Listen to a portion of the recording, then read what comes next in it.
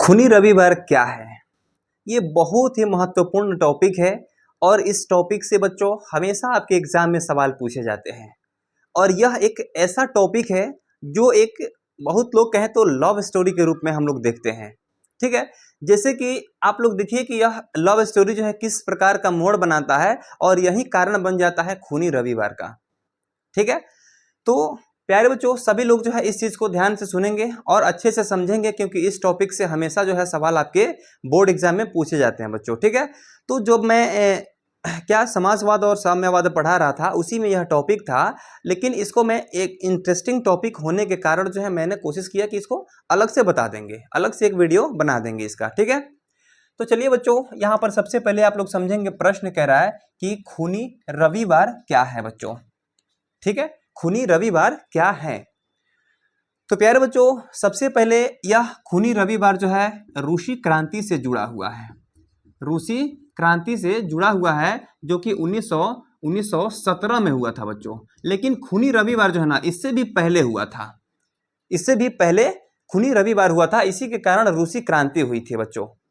ठीक है, तो सबसे पहले आप लोग समझेंगे कि रूस जो था वहां के राजा को, रूस के राजा को उस समय जो है ना क्या कहा जाता था जी?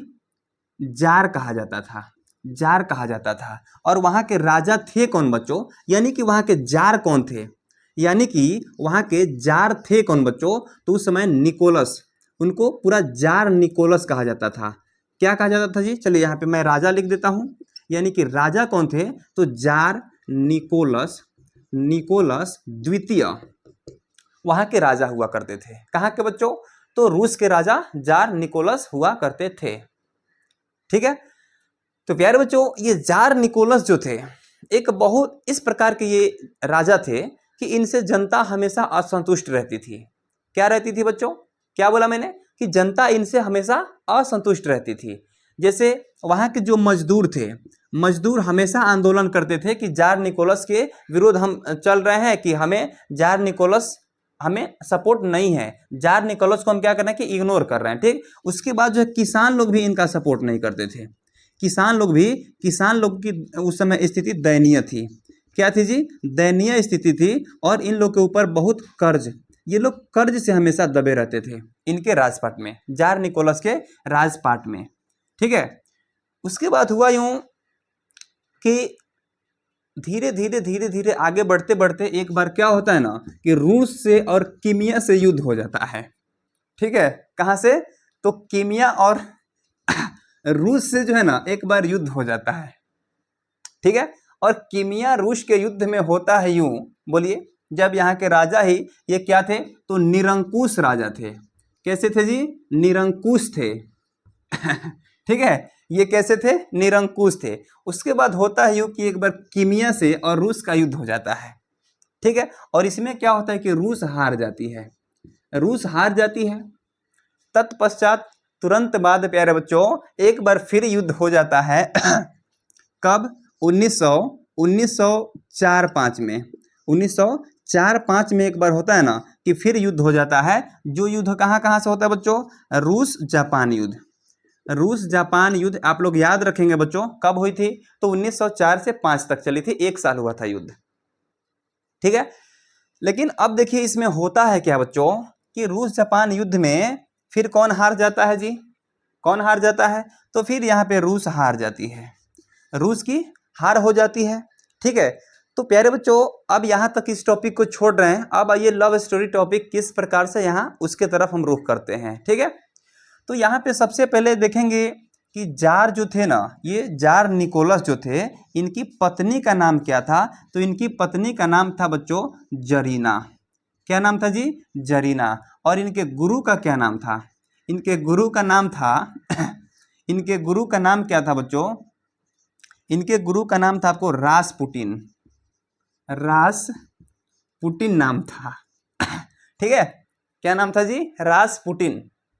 उसके बाद होता है यूं कि जब कीमिया के युद्ध में तो हारे हुए थे कौन? जार निकोलस जी।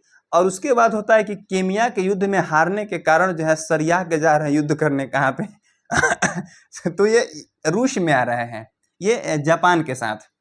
ठीक है। और सोच रहे हैं कि कीमिया से ना हार गए हैं, जापान से नहीं हार सकते हैं, लेकिन इनको ये पता नहीं है कि जापान जो है कीमिया से भी शक्तिशाली राष्ट्र था।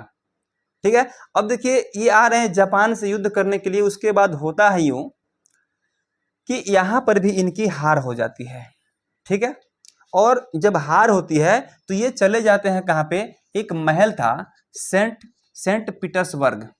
पीटर्सबर्ग एक महल होता है, वहां पे क्या होता है कि एक महल होता है। ठीक है। यहां तक आप लोग समझ लिए, कीमिया के युद्ध में हार गए थे, देश की आर्थिक स्थिति कमजोर हो रही थी, और उस समय जो थे मजदूर लोग और किसान लोग इसका झेलना झेल रहे थे। फिर क्या हुआ कि जापान और रूस से भी युद्ध होता है, जिससे क्या होता है कि इसमें भी इनकी हार हो जाती है। और प्यारे बच्चों एक चीज आप लोग समझ लेना कि किसी भी देश की अगर युद्ध में हार होती है ना, तो उस समय होता है ये कि देश की आर्थिक स्थिति दयनीय हो जाती है, बदतर हो जाती है। ठीक है। यानी कि वहां का जो है आर्थिक स्थिति इतना खराब हो जाता है कि वहां के लोग जो है अपने भोजन पे मजबूर हो जाते हैं। ठीक है। यहां तक आप लोग समझ गए। उसके बाद बच्चों रूस जापान जब युद्ध में ये हारते हैं ना, तो एक चीज और समझ लीजिएगा कि रूस जापान जब युद्ध हो रहा था तो इनका राजपाट कौन संभाल रहा था, तो ये कहा गया जी, जरीना। इनकी पत्नी कौन, जरीना, और इनके गुरुजी रासपुटिन जी संभाल रहे थे। ठीक है। और इन्हीं दोनों के बीच में है ना जी ये लव स्टोरी का कहानी हो जाता है। ठीक है। और ये दोनों एक साथ मिल करके राजपाट को संभाल रहे थे। ठीक है। उसके बाद होता है यूं बच्चों कि यहाँ पे जो है ये इनको जब तक ये हार करके यहाँ से आते हैं फिर अपने महल में, और महल में आने से पहले रास्ते में ही जरीना जरीना जरीना और रासपुटिन के बारे में इन्हें पता चल जाता है। रासपुटिन के बारे में ये पता चल जाता है। एक तो यहाँ पे हारे थे, इनका मूड था खराब। उसके बाद ये चले जाते हैं कहाँ पे, ये सेंट पीटर्सबर्ग के महल में, और जाने से पहले क्या कुछ न्यूज मिल जाता है, गुड न्यूज। ठीक है। और उसके बाद जैसे ही आकर के ये सेंट पीटर्सबर्ग के महल में यहाँ पर बैठे रहते हैं। ठीक है। अब यहाँ तो रूस की हार हुई थी। ठीक है। और इनके गुरुजी और इनकी पत्नी का ये स्टोरी हुआ था। अब दोनों को लेकर के मूड इनका बहुत खराब हो जा रहा है। उसके बाद मजदूर वर्ग के लोग जो है और किसान वर्ग के लोग जो है हार करके वहां पे जब लौट रहे होते हैं, उस समय होता है ये बच्चों बहुत दुखद घटना होती है। इतना मतलब कि भयानक वहां पे भूखमरी आ जाती है कि मजदूर और किसान लोग रोटी दो का नारा लगाते हुए प्यारे बच्चों कहां पहुंच जाते हैं, तो वहीं सेंट पीटर्सबर्ग के महल में पहुंच जाते हैं। ठीक है। और जैसे ही सेंट पीटर्सबर्ग के महल के पास जाकर के यहाँ पे आंदोलन करते हैं कि हमें रोटी दो, हमें रोटी दो, अब निकलता है उसमें से बौखलाइले कौन है, ये तो कौन है जी, राजा जी कहाँ है, ये जार के राजा, सॉरी ये उस समय रूस के राजा कौन थे, निकोलस जी थे। ठीक है। और ये निकलते हैं बाहर और अपने सैनिकों से कह देते हैं कि सभी को गोली मार दो, जितने भी किसान यहां पर आए हैं, मजदूर यहां पर आए हैं, सबको गोली मार देना है। और अचानक एक बहुत ही भयानक घटना होती है, और उस घटना में यह होती है कि सारे मजदूरा और किसानों पर गोलियां चलाई जाती हैं। पूरे निहत्थे थे ये लोग, क्या थे, तो निहत्थों पर गोलियां बरसाई जाती है, पूरे निहत्थों पर, है ना। निहत्थों पर क्या किया जाता है ना बच्चों, कि गोलियां बरसाई जाती है। और इन निहत्थों पर इतनी गोलियां बरसाई जाती है कि इसमें लगभग 100 किसान मारे जाते हैं। कितना, 100 किसान मारे गए, 100 मारे गए, और 300 से भी अधिक घायल हुए।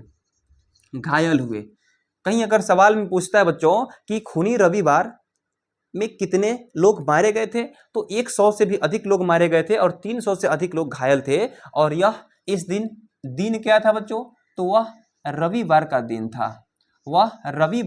था, प्यारे बच्चों। और वह डेट क्या था, तो 9 जनवरी 1905 को यह घटना हुई। 9 जनवरी 1905 को रविवार के दिन यह घटना हुई थी ना, इसलिए इस खूनी घटना को खूनी रविवार के नाम से जाना जाता है। ठीक है। और इस खूनी रविवार को कहीं कहीं हम लोग लाल रविवार, ये वहाँ का धरती लाल हो गया था ना, इसलिए उसको जो है लाल रविवार के नाम से भी जाना जाता है प्यारे बच्चों। ठीक है, और उस समय जो है हम खूनी रविवार को याद करते हैं आज भी। ठीक है, और इसी को तो कहते हैं खूनी रविवार। यानी कि अगर देखा जाए तो यह एक बहुत दुखद घटना है।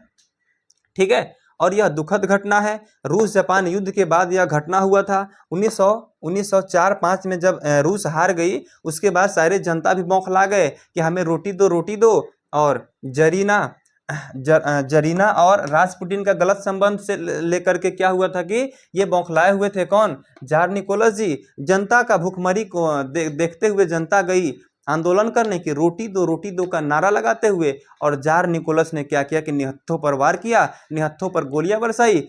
वह दिन क्या था बच्चों, तो रविवार का दिन था। और 9 जनवरी 1905 को यह घटना हुई थी, जिसे हम लोग खूनी रविवार के नाम से जानते हैं। ठीक है ना। तो चलिए प्यारे बच्चों, अगर ये वीडियो अच्छा लगा होगा तो सभी लोग जो है वीडियो को लाइक करेंगे। चैनल पर अगर कोई नए हैं तो चैनल को सब्सक्राइब कर लेंगे। चलिए मिलते हैं अगले कोई बहुत ही अच्छे क्लास के साथ में। ठीक है, तब तक के लिए सभी प्यारे बच्चों को मेरे तरफ से जय हिंद, गुड बाय।